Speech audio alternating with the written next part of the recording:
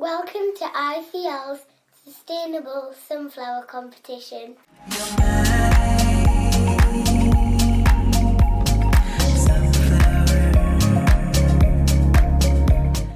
Step 1.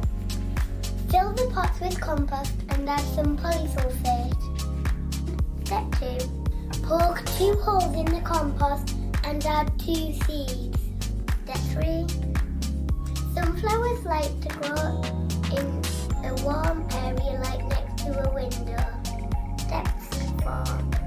They like to drink but don't overwater them. Step 5. When your plant is 40 centimeters tall, it's time to plant outside. Step 6. Find a sunny, sheltered place to grow your sunflower. Step 7. Make sure the space you're going to plant is weed-free. Step 8. Dig a hole and add some polysulfate.